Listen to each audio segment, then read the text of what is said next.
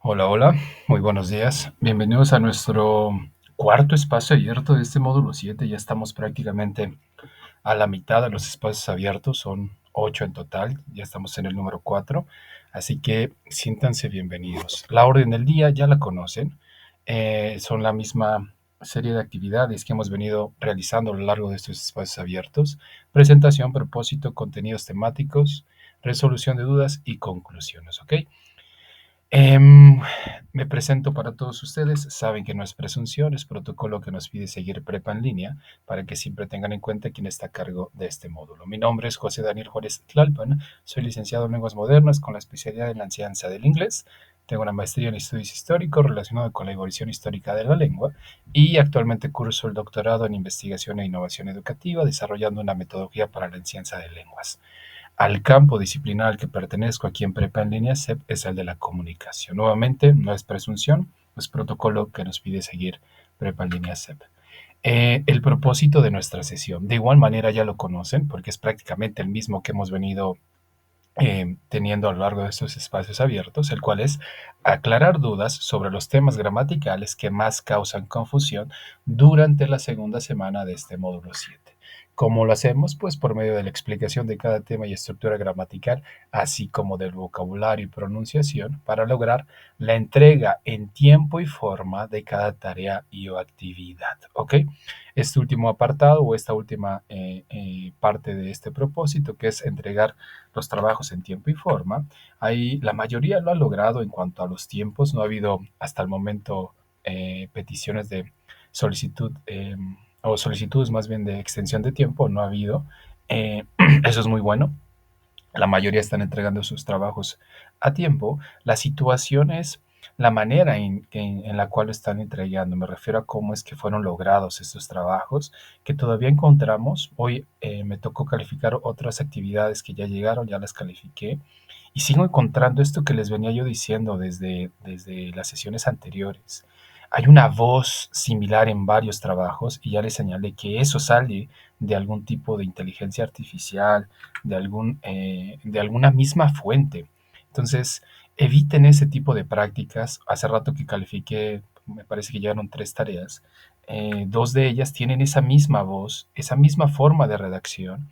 Les decía yo, cada uno de nosotros tenemos una forma propia de expresarnos, una forma propia de redactar, de escribir, y al momento que nosotros leemos sus trabajos, podemos llegar a deducir que sí fueron hechos por ustedes, por la manera en que están estructurados, que de pronto están muy estructurados con relación al español, por ejemplo, dado que en nuestro cerebro tenemos el español ya configurado, y con base en varias estructuras del español mismo, tratamos de construir estructuras hacia con el inglés. Bueno, yo no estoy diciendo que esté bien o que esté mal, solamente estoy señalando que de esa manera, es una de tantas, nos permite ver que esa tarea está siendo hecha por ustedes. Así hayan utilizado traductor, nos permite de igual manera darnos cuenta que esa tarea la hicieron de alguna manera ustedes, por lo menos salieron las ideas de su mente. Bueno, la situación con otras tareas es claro que esas ideas no salen de su mente, que las colocan en algún tipo de inteligencia artificial, que hoy en día hay demasiadas ya, el mismo WhatsApp tiene su propia inteligencia artificial, y la inteligencia artificial responde.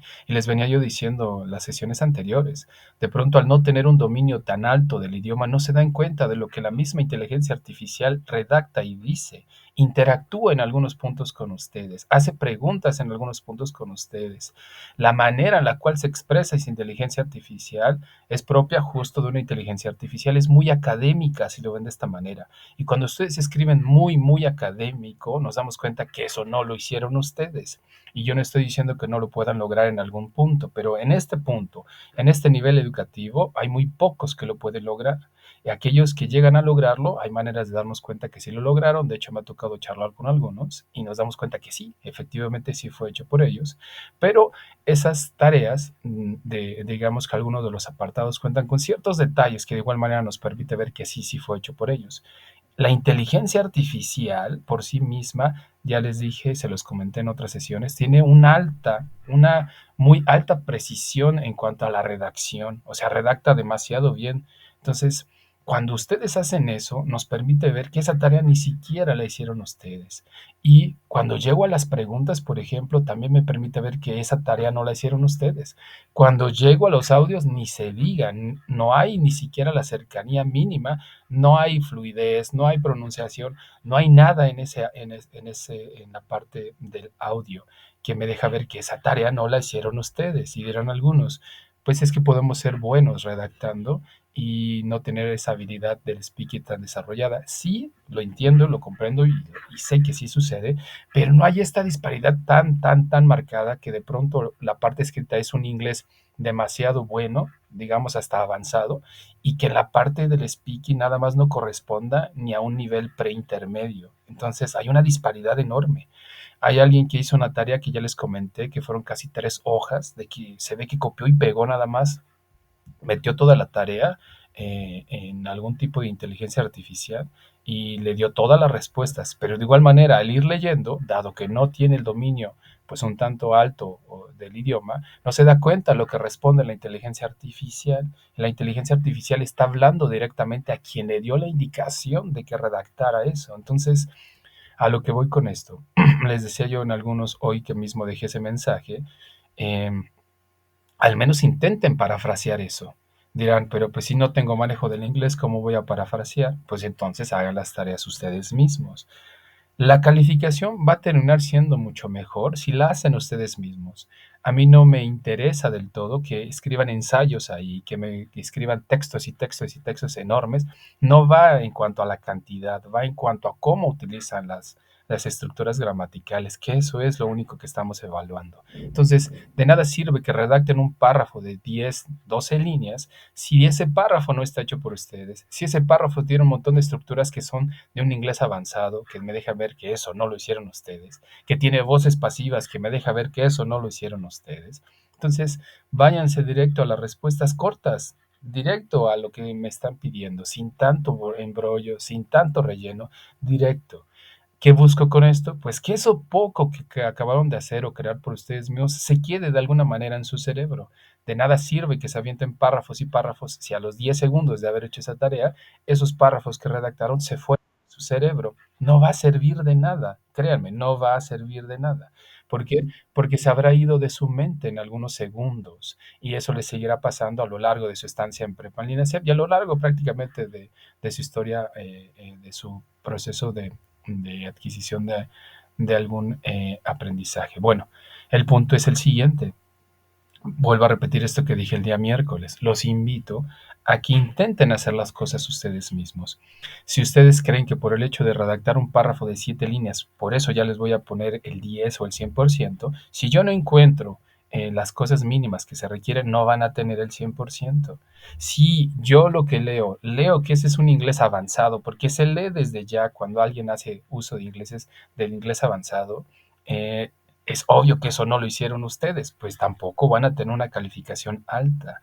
Y si es que llego a tener alguna solicitud de que chequemos algunos aspectos de la tarea, con todo gusto lo hacemos, lo revisamos, sobre todo aquellos que han logrado ese tipo de párrafos que de verdad son muy de inglés avanzado, lo podemos verificar. Hay formas de hacerlo, pero la situación es la siguiente. Váyanse directo a la respuesta. Si la pregunta dice, ¿qué estuviste haciendo ayer? Digan qué estuvieron haciendo. No necesitan preámbulos, no necesitan conclusiones, directo a lo que les pide exactamente la pregunta. ¿Eso les va a terminar arrojando una calificación buena? Sí, seguramente hasta de 10. ¿Por qué? Porque estamos en un inglés básico, no estamos en un inglés avanzado. No solicitamos que terminen redactando cosas de inglés avanzado o que tengan una pronunciación como nativos. No se pide aquí porque es un inglés básico. Entonces, yo los invito a que eviten ese tipo de prácticas, que lo único que está sucediendo es que las reglas en Prepa en línea CEP se van a poner aún más estrictas, créanme. Va a haber bastantes cambios a raíz de lo que está sucediendo con las inteligencias artificiales y a raíz de varios reportes que los mismos asesores, los mismos tutores emiten hacia Prepa en línea para que se atienda esta situación, porque si de por sí en la presencialidad los alumnos tienden a hacer trampa, ahora imagínense a distancia cuando no nos consta si realmente es ese estudiante el que está haciendo sus trabajos. Y como les decía, y no es que quiera darles ningún sermón para rayar en ser algún tipo de padre o algo así, pero nos dejan ver en qué tipo de personas son y qué tipo de educación recibieron desde casa, aunque ustedes no lo crean. Porque la escuela no nos educa, la escuela nos instruye, la educación la recibimos en casa, ¿ok?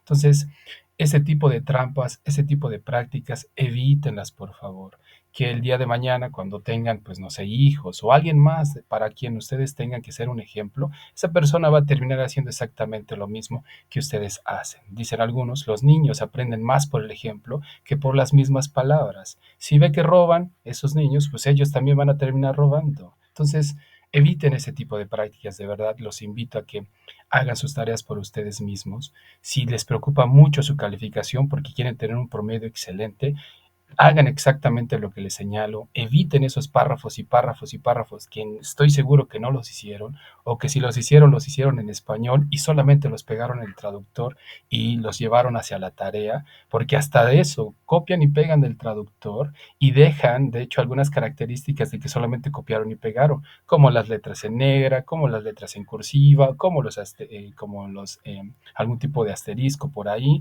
solamente copiaron y pegaron y no le dan formato, ni siquiera en eso se están preocupando. Entonces, si el miedo es que van a reprobar, yo les decía, hagan exactamente lo que se les pide, cumplan con todo y cada uno de los apartados de las tareas y van a terminar teniendo una calificación aprobatoria, que seguramente no será el 10 ni el 8 ni el 9, pero sí será lo necesario para poder acreditar la materia. Pero también les dejará algo más adelante en cuanto a que tras estar haciendo y haciendo los trabajos, algo se va a quedar en su cerebro.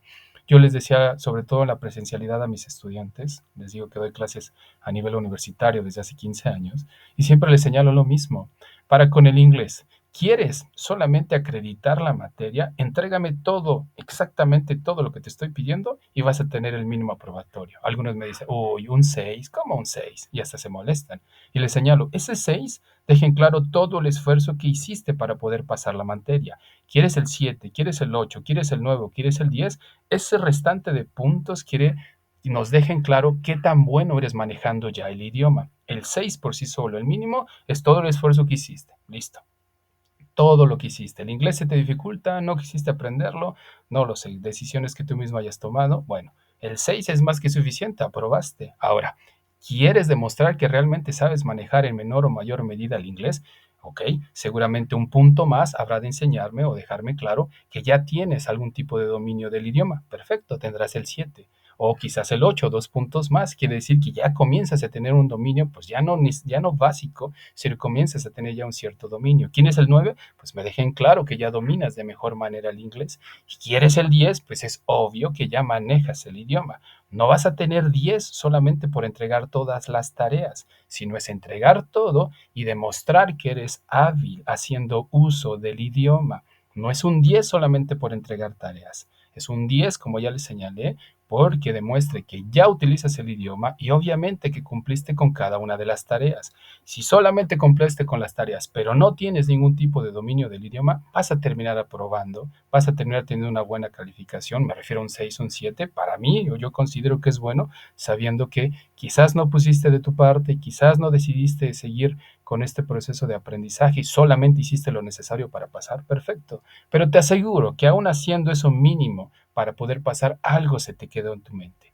Algo comenzó a construirse en tu propia mente con relación a este proceso. Entonces, les vuelvo a repetir, para aquellos que lleguen a ver este video, eviten esas prácticas, por favor.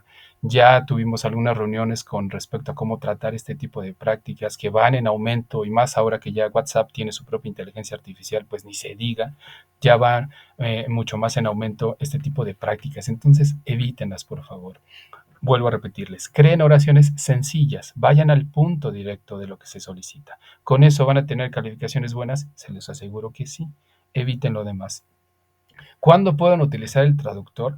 Para el vocabulario, para estructurar, háganlo ustedes mismos. Para colocar un sujeto primero, un verbo, quizás háganlo ustedes mismos. Quizás no sé cómo decir algo de vocabulario en específico, a lo mejor ahí sí utilizo el traductor y les aseguro que esas pequeñas palabras que ustedes llegan a meter en el traductor, porque serán mínimas, porque es vocabulario, se va a quedar aún más arraigado en su cerebro en algún momento que el simple hecho de redactar en español un párrafo, copiarlo y pegarlo en el traductor y traerlo para la tarea. No se va a quedar nada en su cerebro. Cuando yo lo lea me voy a dar cuenta que eso está hecho en un traductor y me doy cuenta que está hecho en un traductor porque el traductor no cuenta con el contexto necesario para poder hacer una interpretación apropiada. Les decía que hay palabras que el traductor no, por ejemplo, les doy un ejemplo que ahorita se me está viendo a la mente. Varios escribieron en su primer tarea live together. Live together significa vivir con alguien.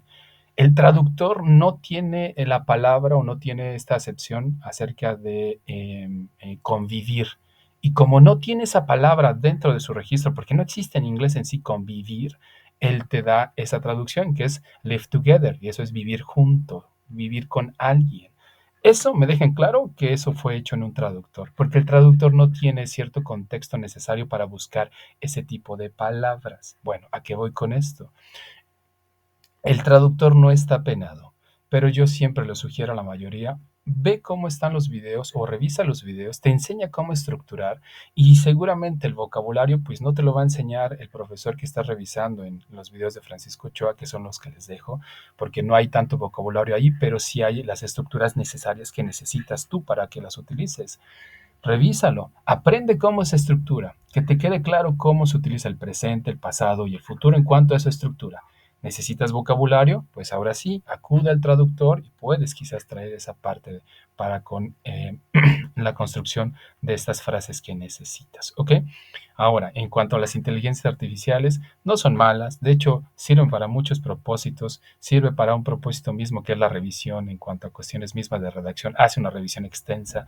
Hay muchas ventajas de las inteligencias artificiales. El problema es que nosotros, como buenos latinos, dicen algunos alemanes, algunos ingleses con los que me ha tocado trabajar, buscamos siempre hacer trampa. ¿Está en nuestro ADN? Dirán algunos. Aparentemente sí. Dice un japonés con el que trabajé en algún momento, me señalaba de igual manera, si nosotros vemos una bicicleta en la calle, la dejamos porque nosotros pensamos que esa bicicleta es de alguien más. Si nosotros vemos una bicicleta en la calle y nadie la toma después de unas horas, pues no la llevamos. ¿Por qué? Pues porque no es de nadie.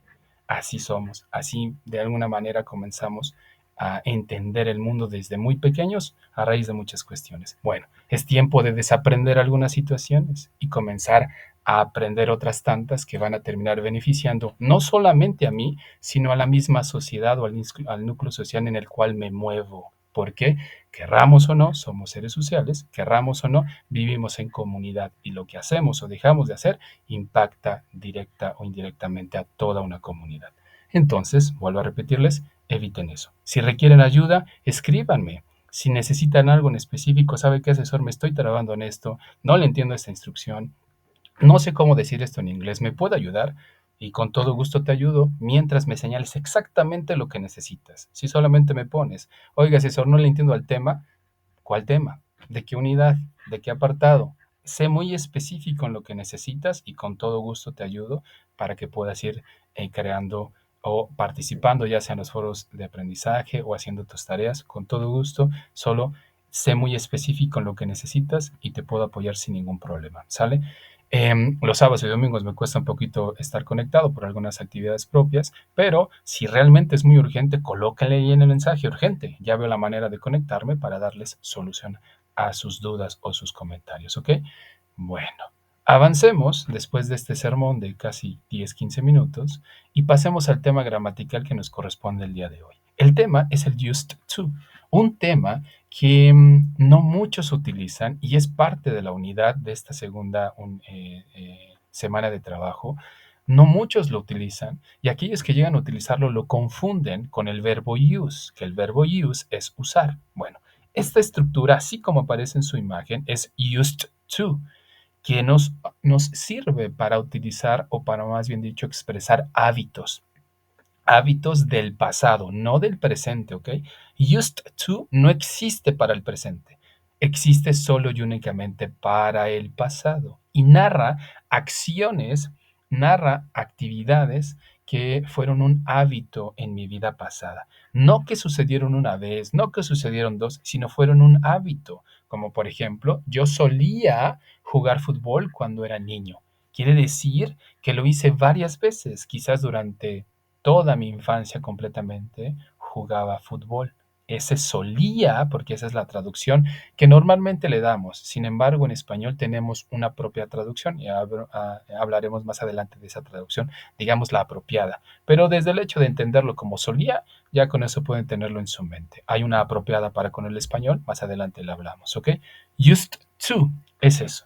Ahora, ¿qué vamos a hacer con el used to? ¿Por qué aparece en esta unidad? Bueno, el día miércoles trabajamos con el pasado simple. Este used to pertenece al pasado simple, pero el día miércoles trabajamos, digamos que de manera un tanto más general y señalamos actividades que hicimos en el pasado. Pero no señalamos actividades que solíamos hacer, que es muy distinto. Dirán ustedes, ¿es lo mismo? No, no es lo mismo. Actividades que hicimos quiere decir que quizás las hice una, dos veces, no fueron una costumbre, no fueron un hábito. Actividades que solíamos hacer quiere decir que esas actividades fueron un hábito en mi vida pasada. ¿Ok? Bueno, aquí enfrente les dejo este organizador gráfico nuevamente por si quieren tomarlo en cuenta y con él pues tomar notas, sobre todo para que su mente arraigue la información de una manera un tanto más organizada. Bueno, tengo una pregunta y la pregunta dice lo siguiente. What is the used to and how do you use used to? Dice la pregunta, ¿qué es el used to y cómo lo utilizamos? ¿Qué es el used to y cómo lo utilizamos? Alguien de las dos personas que tenemos aquí, tenemos a Ulises y tenemos a Brandon, ¿saben algo del used to? Les dejé ya algunos videos, les compartí también algunos otros. ¿Saben algo del used to? Ulises quiere participar. Te escucho, Ulises. ¿Gustas encender tu micro? Te escuchamos.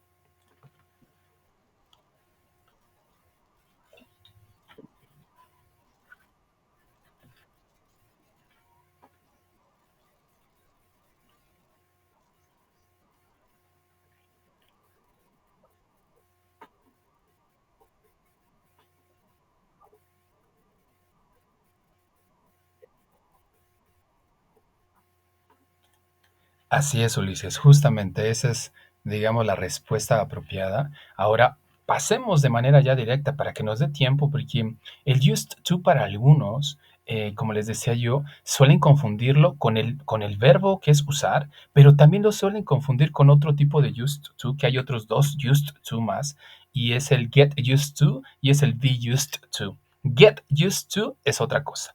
Be used to es otra cosa. Son dos estructuras muy distintas.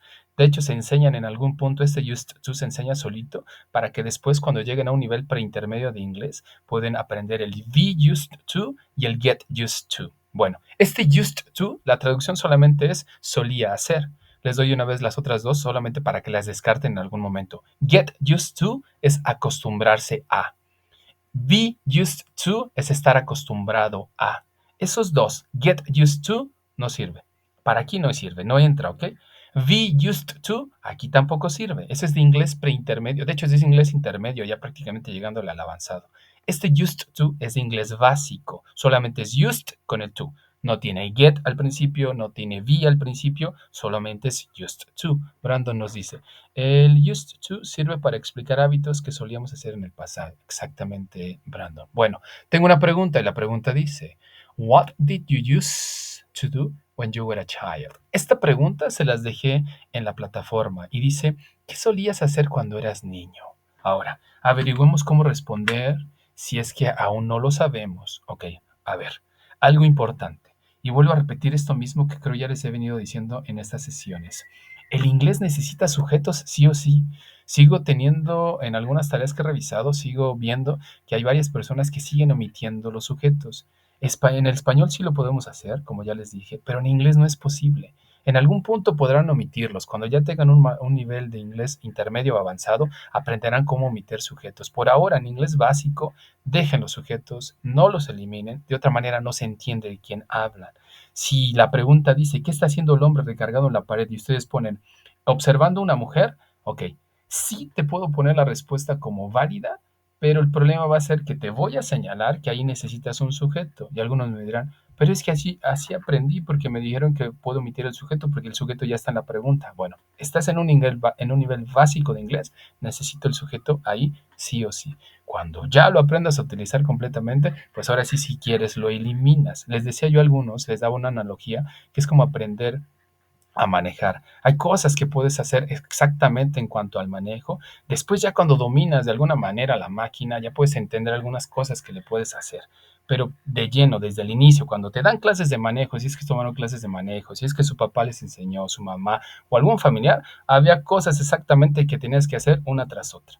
Después, al paso de tiempo, entendiste que podías hacer algunas sugestiones propias para, no sé, arrancar desde segunda, moverte en algún punto ya desde segunda, ya no desde primera, cosas como esas. El punto es que cuando estás aprendiendo, necesitas desde el inicio solo y únicamente a utilizar exactamente lo que se requiere. Y es sujetos sí o sí. No los eliminen, por favor. ¿Ok? Bueno, si ya tengo los sujetos, después de los sujetos necesito pensar qué acción le voy a atribuir a ese sujeto. ¿Qué acción? Antes de que me vuelva loco, antes de que me emocione queriendo responder, primero pienso en sujetos y pienso en la acción que le voy a dar a este sujeto. Una vez que ya identifique de quién quiero hablar y qué acción le quiero atribuir, ahora sí meto esto en una receta, dirán algunos, en un molde. ¿Cuál es la receta? Pues es la receta del used to. Ok. ¿Qué voy a hacer? Voy a utilizar used to entre el sujeto y el verbo. Y entonces voy a decir, I used to read. I used to listen. I used to study. I used to watch. I used to talk. I used to look. I used to dance. I used to go. Y busco un complemento para alguno de estos. A book, salsa, music, a movie, English, or maybe my mother. Dice su compañero Brandon, nos está contestando por aquí. Dice, I used to play video games as a kid. Así justamente. Esa es la respuesta. Yo solía jugar videojuegos cuando era niño o de niño, diría la traducción. Ahora algo importante. Les pongo aquí en mayúsculas el used to y se lo señalo en mayúsculas no porque me haya equivocado, sino porque necesito que comprendan que no podemos separar al to del used. El to va pegado sí o sí. Si a mí se me ocurre la idea de quitarle el to, ya no es la estructura que necesito utilizar, ya no tiene el significado que estoy buscando. Si le quito el to, ahí es el verbo usar. Y la traducción es yo usé escuchar música. No tiene sentido. La de abajo diría, yo usé ir a la escuela en la tarde. No tiene sentido.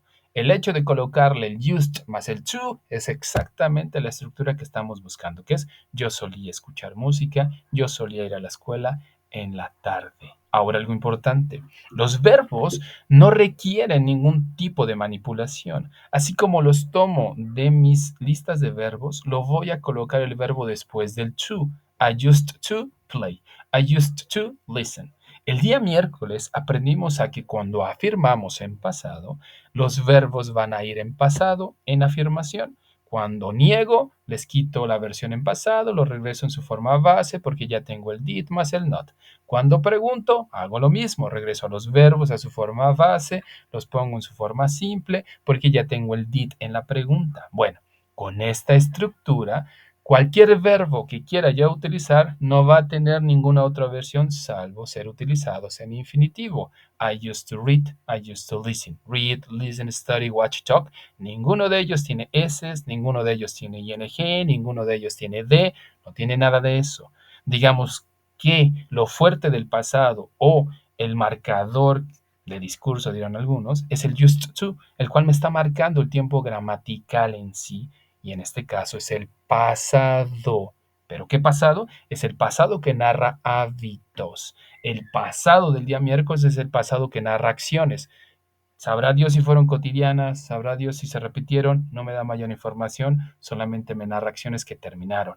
Este used to me narra acciones o señala acciones que no solo terminaron, sino acciones que fueron un hábito, que fueron repetitivas en algún punto de mi vida pasada. ¿Ok? Dice Brandon entonces repitiendo su respuesta, I used to play video games as a kid. Perfecto. Si ya entendieron el patrón a seguir, entenderán que el pasado que estamos aprendiendo tiene un auxiliar. ¿Cuál es el auxiliar, Brandon? Lo puedes redactar en el chat. ¿Cuál es este bendito auxiliar que va a marcar el tiempo gramatical? Lo vimos el día miércoles, se lo señalé en negación y en pregunta, porque no aparece en afirmación, solamente aparece en negación y en pregunta. ¿Cuál es ese bendito auxiliar que su función es eso, auxiliarme, darme apoyo para que pueda yo entender que esa estructura gramatical está en un tiempo en específico? Dice su compañero Ulises, did, exactamente, ese es. No es el do, que les decía yo en alguna tarea que me enviaron, combinaron el did y el do. Entiendo yo que se confundieron o aprendieron mucho que el do es para preguntar y piensan que es para preguntar en todos los tiempos. No, el do es para preguntar en presente. El did es para preguntar en pasado, justo como Ulises nos acaba de compartir. Ese es. Ahora, ese did necesita tener una forma de negar en específico. Dice Brandon, I did lo que más ayuda exactamente. Ahora, a ese did necesitamos agregarle algo para negar. Sobre el did va a caer la negación. ¿Cuál es la otra palabra que le agregamos al did para que comencemos a utilizar ese auxiliar, pero en negación? ¿Qué palabra nos falta, Ulises, o qué palabra nos falta, Brandon? Y poder nosotros comenzar a negar ese did más el, exacto, Ulises, más el not. Ahora, el did más el not tiene una traducción y ese es no. No tiene otra, ¿ok? Si en su mente creen ustedes que están diciendo ahí, no sé, hacer, ¿no?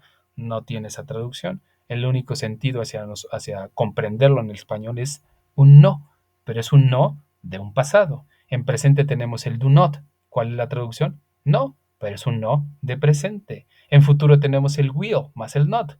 ¿Pero qué traducción es?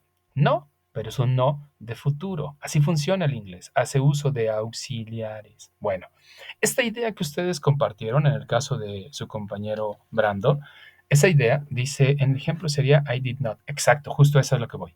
Esta oración que ustedes compartieron, aquellos que ya la compartieron en el caso de Brandon, ¿cómo la podían negar? La misma idea que dieron. Ulises, si gustas compartirnos alguna idea en afirmación, ahora coloca la negación. ¿Cómo la pondrían en negación esa misma idea, Brandon? La misma que me colocaste previamente, ¿cómo la niegas? Pero recuerda algo, necesitas seguir las mismas reglas que aprendiste el día miércoles, que cuando utilizas did más el not o cuando utilizas did en pregunta, ese verbo que ya habías utilizado tiene que regresar a su forma base. A ver, veamos si lo puedes lograr. Brandon, ¿cuál sería la oración, o más bien dicho, cómo transformarías la oración que me compartiste previamente con el used to, pero ahora en negación? Brandon, ¿cómo negarías con el did not? Dame un ejemplo negando y obviamente utilizando el used to antes de que pase a la siguiente diapositiva. Piensen, ¿cómo lo hicieron? ¿Qué fue lo que utilizaron la vez pasada? Dice Ulises, I did not use to. Exactamente. Ahí está. ¿Y a qué voy con esto? Resulta que como el verbo que va después del to solamente va en forma base, no le puedo hacer nada, no lo puedo manipular. Pero el used to, que es el que está marcando el tiempo gramatical, a ese es el que tengo que manipularlo. ¿Por qué? Porque ya tengo el did más el not. Y entonces al used le voy a quitar la D y lo voy a dejar en su forma simple. Used to. Y entonces digo, I did not used to. Vamos a ver algunos ejemplos aquí. Les voy a poner cómo se estructura. Y digo, I did not use to listen to music. I did not use to go to school. ¿Qué hice? Al used le quité la D. ¿Por qué? Porque ya tengo el did más el not. Y entonces digo, de los ejemplos que tenemos arriba, I did not use to read a book. I did not use to listen to music. I did not use to study. I did not use to watch. Algunos me dicen, es que así no hablan los nativos, no dicen I did not. Yo nunca los he escuchado. Alguna vez me tocó un estudiante que vivió en Estados Unidos y me decía eso. Y siempre le señalo lo mismo. Recuerda que estamos en un nivel básico de inglés, es un inglés académico, es un inglés estándar, que al momento de que tú te comuniques con un gringo, te va a entender. Quizás él no lo utiliza, pero te va a entender. ¿Y en qué te está sirviendo? Te está sirviendo para que tú comprendas cómo se estructura en inglés. ¿Y en qué más te está sirviendo? Recuerda que no siempre te vas a comunicar con un nativo. De hecho, hoy en día se enseña inglés más porque ya termina siendo una lengua franca que todo el mundo está utilizando, y vas a terminar comunicándote con el chino, con el hindú, con el japonés, y a lo que voy con esto, ellos están aprendiendo el mismo inglés. es un inglés estandarizado, es un inglés académico, ¿ok? El gringo, el nativo te va a entender, aunque no lo creas, te va a entender. Quizás te dirá que eres un schoolboy porque aprendiste inglés en la escuela, pero te va a entender que eso es el fin primario de la comunicación. Bueno, I did not used to read, I did not used to study, I did not used to look, I did not used to dance. Esa es la forma de negar, ¿ok? Ahora algo importante en cuanto a las preguntas, porque su actividad integradora número 4 hace uso de preguntas. Ya revisé 6 tareas que llegaron de la actividad integradora 4 y algunos no cumplen con lo que se necesita. La instrucción es 10 preguntas. No dice 5, no dice 8, no dice 7, dice 10 preguntas en pasado. Pueden utilizar el pasado que vimos el miércoles, pueden utilizar este pasado con el used to, pueden utilizar el pasado con was o were. Dirán algunos, ¿y puedo utilizar el pasado progresivo? No. La pregunta, o más dicho, la indicación es pasado simple. Pasado progresivo es otra cosa y lo vimos la semana anterior. Esta semana es pasado simple. Hay 10 preguntas que tienen que redactar. Bueno, ¿cómo puedo hacer preguntas? Bueno, de la misma idea que ustedes ya tienen, lo único que tienen que hacer es mover ese bendito auxiliar al principio. Después de eso, poner un sujeto y luego el resto de lo que ustedes estructuraron. ¿Cómo quedará una pregunta hacia mi persona? A ver, Ulises o su compañero Brandon. ¿Cuál podría ser la pregunta que me podrían hacer siguiendo estos ingredientes y esta receta que está aquí enfrente de ustedes? ¿Cómo quedaría esa pregunta? So, how do you construct a question? Just the only thing that you need to do is to take into account those ingredients. I mean, at the beginning, you have to use the auxiliary did, then you have to use a pronoun, then you have to use used to, then you have to use a verb, and at the end, you have to use a complement. So please try to construct a question. Brandon and Ulises. ¿Cómo quedaría una pregunta? ¿Cómo me preguntaron a mí? ¿Solías leer? ¿Solías escuchar música? ¿Solías ir a la escuela? ¿Solías bailar? ¿Solías? ¿Cómo sería la pregunta, Ulises? ¿Cómo sería la pregunta, Brandon? ¿De qué manera quedaría ese tipo de pregunta? Dice su compañero Brandon, ¿Did you used to read? Justo. Dice su compañero Ulises, pensaron la misma, bueno, tomaron el primer ejemplo. ¿Did you used to read? Casi, Ulises. ¿Qué agregaste dentro de tu pregunta? Que es justo lo que tenemos que omitir. Solamente señálame. Es una letra, solamente señala la letra que está de más dentro de tu redacción. Es una letra. ¿Cuál es la letra que está de más, Ulises? Exactamente, esa. Solamente toma en cuenta, hay que eliminarla cuando preguntamos y cuando negamos. Por lo demás, está bien. De nada, Ulises. Thank you. Muy bien, entonces, vean cómo sería entonces. Did you used to listen to music? Did you used to go to school? ¿Solías ir a la escuela? ¿Solías escuchar música? Ahora, este tipo de preguntas se les llama sí y no. Son las preguntas del sí y no. ¿Por qué? Porque lo único que pide es que digas sí o que digas no. No pide mayor información. Hay otro tipo de preguntas que son, de hecho, de las que ustedes tienen que hacer uso, que son las WH. Las WH nos permiten hacer preguntas que requieren información más específica y entonces más precisa, dirán algunos. ¿Y qué hacemos? Si ya tenemos la base previa, como la de Did you used to read? Ok, ya tengo esa base. A esa base lo único que voy a hacer es agregarle una WH y voy a decir, What did you used to read? ¿Qué solías leer? Where did you used to read? ¿Dónde solías leer? When did you used to read? ¿Cuándo solías leer?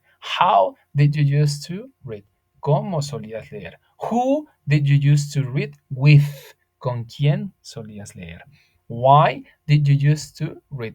¿Por qué solías leer? Ok, ayúdenme agregándole una WH a la pregunta que crearon Ulises y Brandon. ¿Qué tipo de WH le agregarían? ¿Qué solías leer? ¿Dónde solías leer? ¿Cuándo solías leer? ¿Cómo? ¿Quién? Pero ¿con quién le tenemos que poner el with al final? Why? ¿Por qué? ¿Cuál sería la WH que ustedes agregarían a su pregunta? Ulises y Brandon, por favor, en el chat respondan a esta solicitud, please. Dice su compañero Brandon, When did you used to read? ¿Cuándo solías leer? Perfecto, así justo. Ulises, What did you used to read? ¿Qué solías leer? Ah, pues solía leer, no sé, novelas, El Principito, no sé, algo así. ¿A qué voy con esto? Que ahora la pregunta no me pide que diga sí, sí solía leer, sino me pide que diga qué solía leer o que me pide que diga cuándo solía leer, no sé. ¿Cuándo? Pues después de la escuela, en la mañana, en la noche, los fines de semana. ¿Cuándo solía leer? ¿Ok? Esas son las WH. Vean, les pongo aquí abajo con el who. Who did you used to listen to music with? Con, ese with es el con. Y se va a leer a la inversa. Si le ponemos el con, se va a leer a la inversa. Empezamos con el con.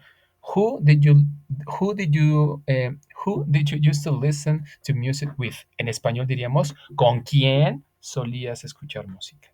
What did you used to listen to music for? ¿Para qué solías escuchar música? Ese for significa para. En combinación con el what, digo, ¿para qué solías escuchar música? Bueno, les voy a pedir que creen una pregunta, esa misma, más bien dicho, con el for, que me digan, ¿para qué solías leer? ¿Cómo quedaría? Es la segunda pregunta que está bajito, que está en amarillo, es esa. ¿Qué van a hacer? Coloquen el what al principio y el for al final, y en medio metan la pregunta que inicia con el did y que termina con read. Escríbanla, por favor, es importante para aquellos que quieren crear este tipo de preguntas que hablan de algún propósito. Oye, ¿para qué solías leer? ¿Para qué solías escuchar música? ¿Para qué solías ir a la escuela? ¿Para qué? ¿Para qué? ¿Para qué? Entonces, por favor, Brandon, por favor, Ulises, ayúdenme con esto. Y dice Ulises, what did you use to read for? Así es. Y ahí dice, ¿para qué solías leer? ¿Para qué solías leer?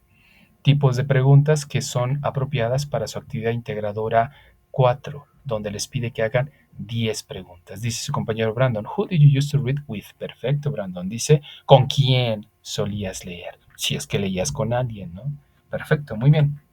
Este es el bendito used to, que para algunos estudiantes causa mucho dolor de cabeza porque, como les decía, lo confunden con algún otro tipo de estructura que no es parte de, ya les dije que existe el be used to, que existe el get used to, esas estructuras no son de aquí, solamente es el used to solito, después las aprenderán. Bueno, pongan atención en este apartado, es extremadamente importante, sobre todo aquellos que utilizan el traductor, para que vean cómo pueden utilizarlo de una mejor manera.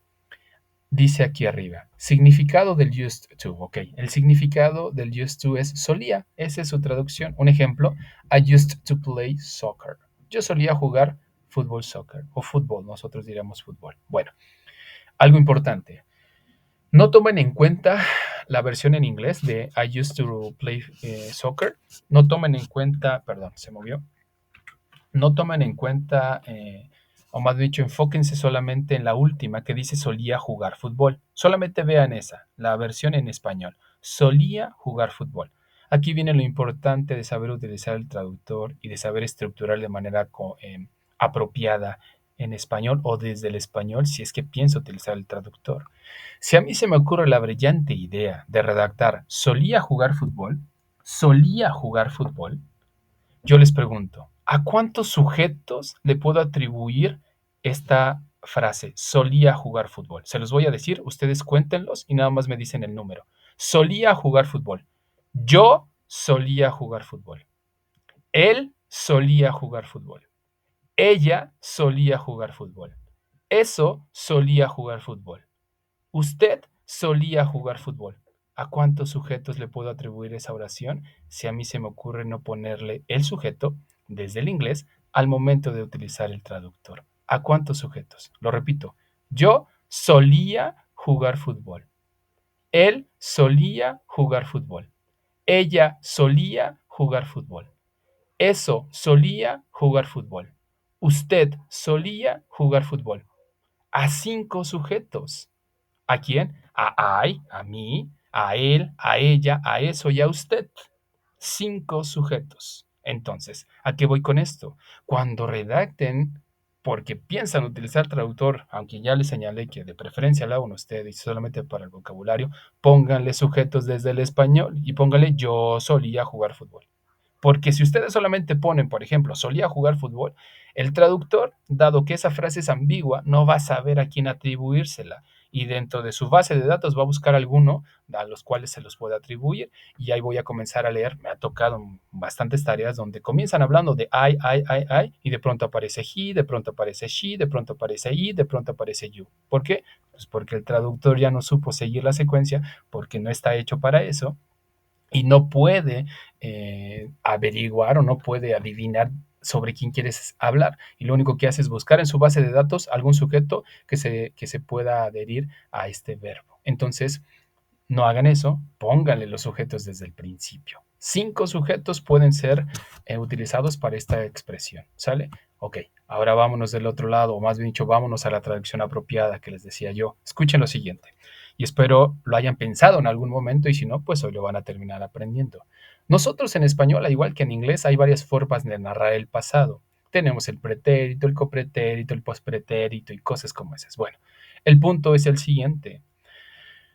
¿Cuál ¿Cuál creen ustedes que es el used to en las siguientes frases? Voy a decir 2 frases. Una que no es el used to, otra que quizás sí es el used to, pero las voy a decir en español. Ustedes me dicen si es la 1, si es la 2, ustedes me dicen cuál es, ¿ok? Escuchen la siguiente. Yo, yo jugué fútbol soccer. La segunda, yo jugaba fútbol soccer. En esas dos, ¿cuál es el used to en cuanto a la traducción apropiada de este used to? ¿Cuál es? ¿La primera o la segunda? La primera, yo jugué fútbol. La segunda, yo jugaba fútbol.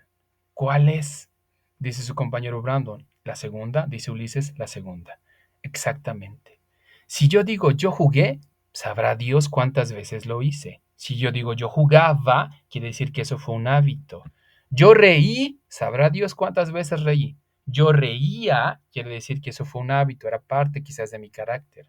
Yo dormí, sabrá Dios cuántas veces dormí. Yo dormía, quiere decir que eso fue un hábito. Yo estudié, sabrá Dios cuántas veces estudiaste. Yo estudiaba, quiere decir que eso fue un hábito. Yo manejé, quiere decir que eso se suscitó una vez, no me dice mayor información. Yo manejaba, quiere decir que eso fue un hábito, a lo mejor era chofer y todos los días manejaba, a diferencia de decir yo manejé un autobús, pues a lo mejor una vez en mi vida. Yo manejaba un autobús, quiere decir que ese fue un hábito. Ese segundo, yo jugué, yo jugaba, yo reí, yo reía, yo estudié, yo estudiaba, el segundo que les estoy mencionando, ese es el used to en cuanto a su traducción apropiada hacia el español. ¿Por qué se los digo? He tenido alumnos que me dicen, ¿cómo digo, profe? Yo jugaba fútbol, les doy el mismo ejemplo. Y les digo, I used to play soccer. Y me dicen, no, ese es el solía, profe. Les digo, es ese, es exactamente ese. En inglés no existe este jugaba, corría, dormía, existe esa estructura. No siempre podemos traducir de la manera que buscamos. Hay estructuras que cumplen funciones similares dentro del inglés y dentro del español, que no necesariamente tienen exactamente la misma traducción, pero sí el mismo sentido o en cuanto al significado. Por ejemplo, en inglés no existe el ojalá. La única forma de decir ojalá es el I wish, y es decir, yo deseo. Puedo decir I wish I were at home y digo yo deseo estar en casa, sería la traducción. Nosotros diríamos ojalá estuviera en casa. Ese ojalá no existe en inglés, pero hay una frase, hay una estructura que cumple la misma función. Lo mismo con el used to. Jugaba, corría, dormía, no existe en inglés, pero el used to cumple exactamente esa misma función. Se lo señalo por si en algún momento en su mente quiere narrar algo como de hábitos, es el used to. Quieren narrar solamente un hecho que se suscitó y desapareció y no quieren dar mayor información, utilicen el pasado simple que vimos el día miércoles. Importante, extremadamente importante, sobre todo para la redacción. Es demasiado importante. ¿Ok? Perfecto. Bueno, ¿qué tipo de verbos tienen que utilizar? Ya les había señalado, no necesitan verbos en pasado para utilizar el used to, necesitan verbos en infinitivo. I used to open, I used to accept, I used to love, I used to learn, and so on. ¿Ok? No importa qué tipo de verbo sea, siempre cualquier verbo que quiera yo utilizar, regular o irregular, tendrá que ser utilizado después del to en su forma infinitiva, ¿ok? Importante. Ahora, cuando niegue, ese used to lo voy a regresar a su forma base. Le voy a quitar la de. Cuando pregunte va a ser exactamente lo mismo. Le voy a quitar la de porque ya tengo el did, ¿ok?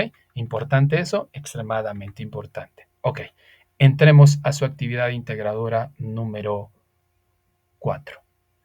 Pero antes de entrar a la actividad integradora número 4, me gustaría saber si tienen dudas o si tienen preguntas. ¿Alguna duda, alguna pregunta de lo que acabamos de ver? Señálenme si tienen alguna para que las atendamos y si no, para que nos movamos ya a su actividad integradora 4 y sepan exactamente lo que tienen que hacer. Dice Brandon, por mi parte, no asesor, gracias, de nada, Brandon. Dice Ulises, no, muy bien, Ulises. Entonces entremos a la actividad integradora número 4.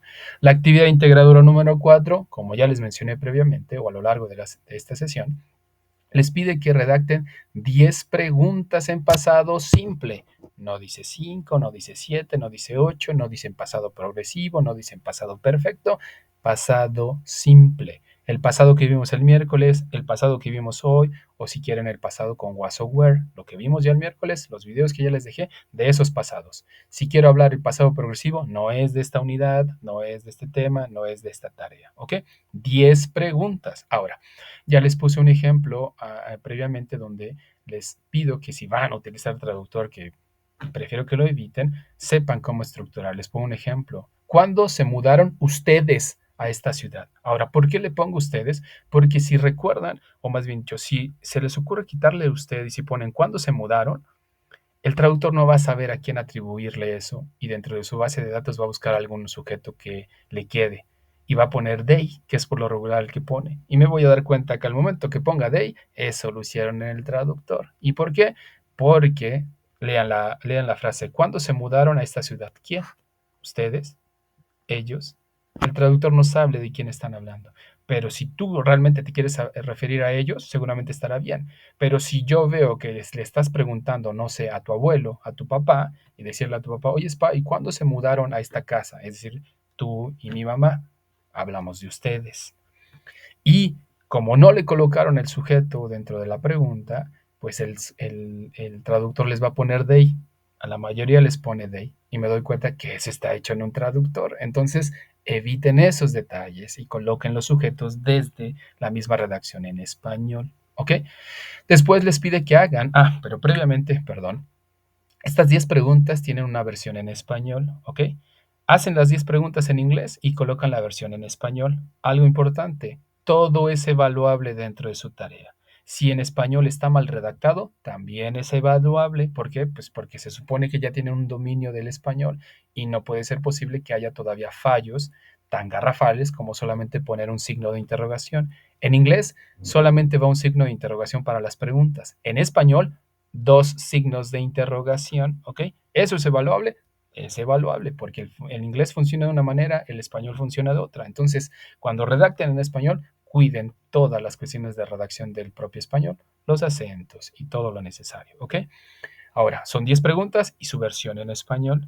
En el segundo apartado les pide que hagan la entrevista, es decir, que esas 10 preguntas que hicieron, ahora las lleven, las efectúen, las apliquen con alguien y obtengan las respuestas. Las respuestas van en el segundo apartado, no necesitan crear más preguntas. En el segundo apartado se ponen las respuestas en inglés y se ponen las respuestas en español, ¿ok? ¿Cómo las van a reportar? Repórtenlas de manera directa, no cambien a los sujetos. Si la pregunta decía, ¿cuándo se mudaron a esta casa? Y la persona te dijo, nos mudamos en 1950, ok. Así como dijo, nos mudamos, así repórtenla. No pongan ahí, mi papá y mi mamá se mudó No pongan eso, porque lo estamos reportando de manera directa. Estamos en inglés avanzado. Todavía no entramos al report speech, que es otra forma de reportar, que es de nivel intermedio. Así como obtienen las respuestas, así colóquenlas y denle su versión en español, ¿ok? Después les va a pedir que hagan una línea del tiempo. ¿En qué tipo de generador digital pueden ustedes hacer su línea del tiempo? En el que ustedes quieran. En Canva, en PowerPoint, en Word, en el que ustedes gusten y manden, mientras me manden la imagen, mientras me manden el vínculo, para que yo pueda acceder y revisar su línea del tiempo. Ya les dejaron ahí una especie de guía, de manual, para que sepan cómo hacer una línea del tiempo. Bueno, la línea del tiempo en cuestiones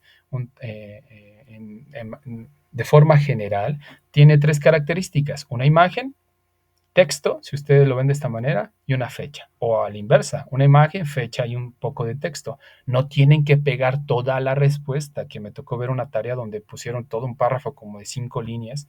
No necesitan hacer eso. La imagen dice, no sé, hace va en relación a un matrimonio, no sé, la imagen, pues ponen ahí la fecha, 1985, listo. Mi papá y mamá se casaron, listo, suficiente. O nos casamos, depende cómo haya surgido la respuesta, ¿ok? ¿Eso es todo lo que tienen que hacer en la línea del tiempo? Sí, eso es todo. ¿Es en inglés? Sí, no es en español. Las únicas partes que van en español son las que les pida la misma tarea, que son las preguntas con su versión en español, las respuestas con su versión en español solamente. La línea del tiempo es en inglés completamente. Y la línea del tiempo va en relación a sus preguntas. Por eso es que cuando hagan las preguntas, piensen con qué van a iniciar y con qué van a concluir. Si la primera pregunta es ¿cuándo naciste? Pues esa es la primera cosa que voy a poner en mi línea del tiempo. Si la última pregunta es ¿y cuántos años? No sé. ¿Cuándo llegaron a esta ciudad, por ejemplo? Mi última pregunta. Pues esa es la última que va a concluir mi línea del tiempo. ¿Ok? Tómenlo en consideración al momento de hacer su línea del tiempo. El siguiente apartado, el apartado 4, les pide que redacten un párrafo de 5 a 8 líneas hablando acerca de la experiencia que tuvieron al momento de entrevistar a su familiar. Hay una especie de reflexión, ¿ok? Un párrafo. Y el último les dice que graben un audio hablando de su línea del tiempo. Algunos me dicen, es que mi línea del tiempo no la entiendo. Bueno, más sencillo, vete a tus preguntas y eso es lo que grabas. Pregunta y respuesta, pregunta y respuesta, pregunta y respuesta para más rápido y ya yo puedo escucharlo, ¿ok? No importa si se pasan del tiempo, recuerden, pueden aventarse quizás un minuto y medio más, no importa, en cuanto no me envíen un audio de 5 o 10 minutos, todavía de 3, 4 máximo, es bienvenido, no decrece su calificación y recuerden que en lo que me enfoco es en la fluidez. Sí, les llego a colocar notas de que tienes que trabajar en tu pronunciación y en esto, en el otro, pero lo que me enfoco en sí para poder mantenerles o que ustedes mantengan una buena calificación es en la fluidez. Si escucho que medianamente ya fluyen en lo que están diciendo, aunque esté mal pronunciado, no decrece tanto su calificación. Pero si noto que la fluidez es lo primero que tiene fallos, que escucho que dicen, hola, mi nombre es Daniel Hu. Eso no. Traten de leer, aunque pronuncien mal, pero que se escuche fluido. ¿Es posible hacerlo? Sí, es posible hacerlo. ¿Ok? Muy bien, esa es su actividad integradora número 4. ¿Dudas o preguntas, Ulises o Brandon?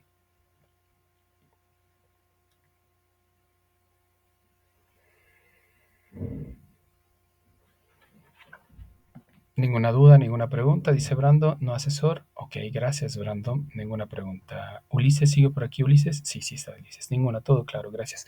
De nada, Ulises. Thank you. ¿Tienes la mano levantada? ¿Quieres participar, Ulises? Te escucho.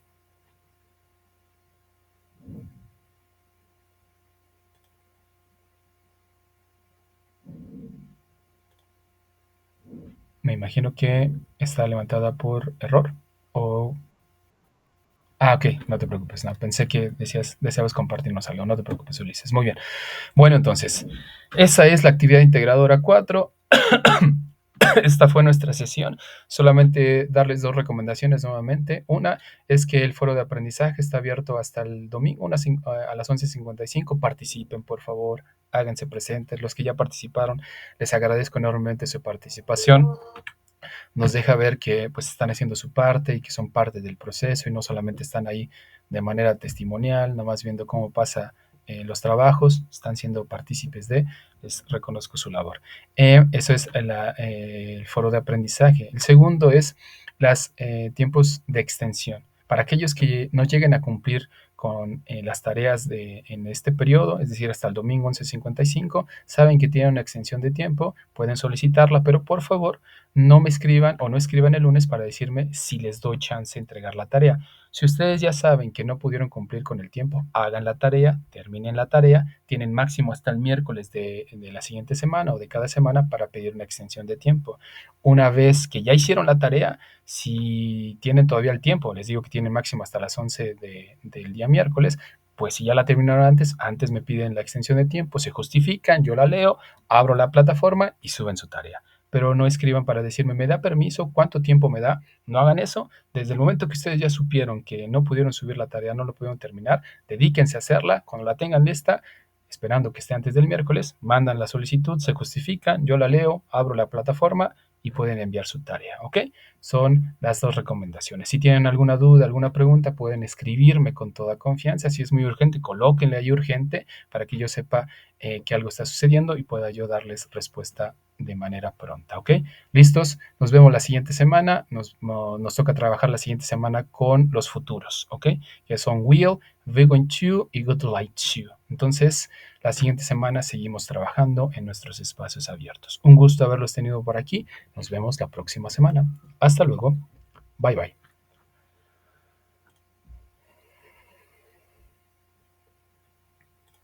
Bye, Brandon. Cuídate.